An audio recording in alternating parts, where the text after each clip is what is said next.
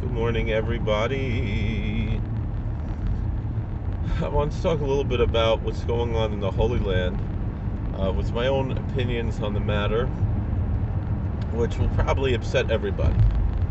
It was famous that the Kloisenberger Rebbe's Colonel Vroche, he upset everybody because he upset the religious people, because he said you have to love the non-religious people, and he said you have to, and he upset the non-religious people because he told them they had to be religious.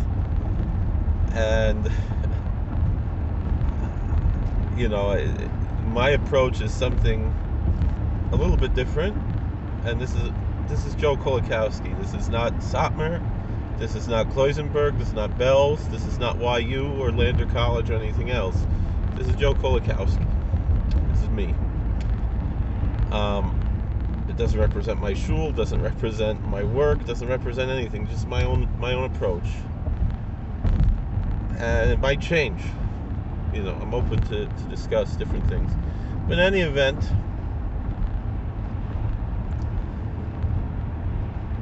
I would call myself a pro-Israel anti-Zionist. What do I mean? I'm anti-Zionist because I don't believe there should be a Jewish state at this time in history. It's inappropriate and it's counterproductive. And not only that, but it's collectivist. And it puts Jews both in the Holy Land and around the world into a certain danger that's unnecessary and unwarranted. However, as a pragmatist who understands that the state of Israel exists as a country, even though I disagree with the fact that it calls itself a Jewish state very strongly and adamantly, as an American, nothing to do with my religion, being Jewish, although in my religion I have a devotion to the Holy Land that Israel happens to be occupying. The state that calls itself Israel happens to be occupying. But that's a metaphysical issue and mostly a halachic, an issue in Jewish law as far as which laws apply, meaning the next Jewish year starting in September is a sabbatical year.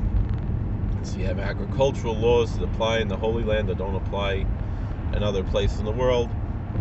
Then on other years, laws of tithing and so forth, and leaving the corners of the field. And that's basically what the holiness of the Holy Land is. It's a legalistic issue, regardless of what political entity happens to be administering that country, that land. And the fact of the matter is, there are parts of other countries that are probably part of the Holy Land in this regard, and there are parts of the country that calls itself the State of Israel that probably are not within the boundaries of what Jewish law considers the Holy Land. The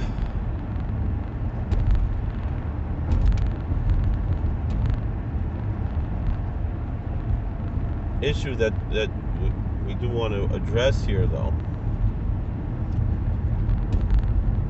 is, however, as an American, Israel is a valuable ally.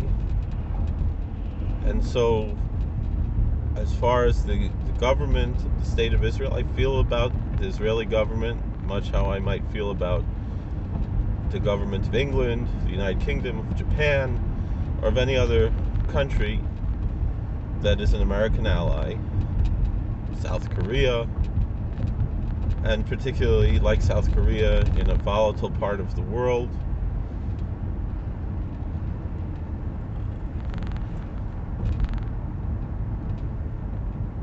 And it's important for political reasons. Now, as far as it comes to this issue right now with the conflict between Israel and the Arabs who live in that area that decided in the 1960s to take an ancient term that they can't even pronounce and call themselves Palestinians. think they actually pronounce it Palestinians because they're unable to pronounce the letter P, something along those lines.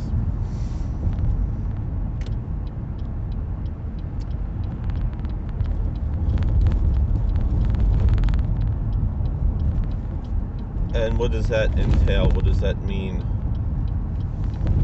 here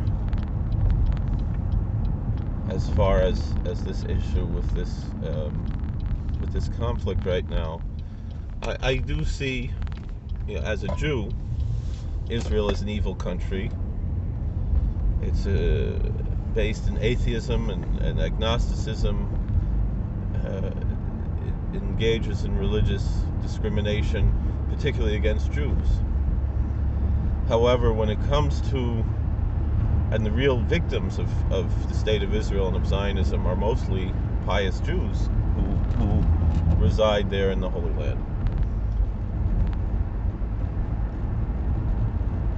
And are in a certain sense an indigenous people who lived there before this state was founded, and to a certain extent before the Zionist movement began in the 1890s.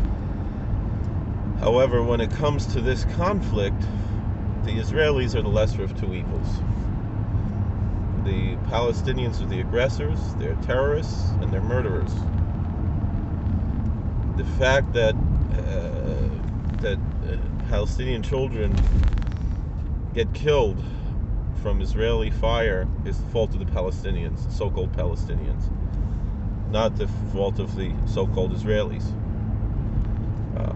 It's the Palestinians who use their children as human shields, and so they are the victims of their own leaders, whether it be Hamas, which is in this particular conflict, or in the past the PA or the PLO, and so forth. And it was well established that the PA and the PLO victimized their people, their own identified people, for their own gain, the gain of the leaders, the corruption of Arafat and Abbas and these other people. And in general, Hamas was a less corrupt organization, more religious in a certain sense, so they were both religious in a certain sense, but also they're more,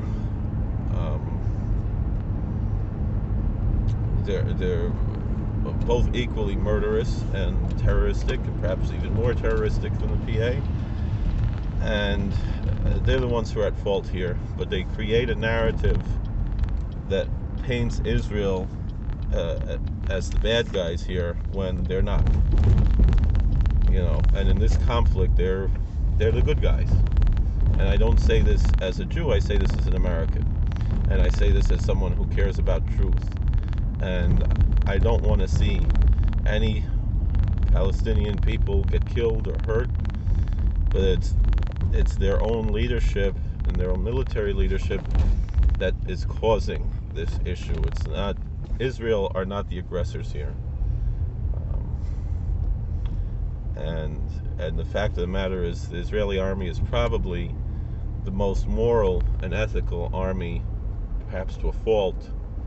That their care for their opponents is perhaps too much, that it's their own detriment, and there could be a moral and ethical issue in that, and that they care too much for their enemies and not enough about their own, and that's where a lot of these problems are coming from. But I don't say this as a Jew. I say this as an American and as someone who believes in the truth. Thank you for watching. God bless. Please like, share, and subscribe. Comment. We'll see you later.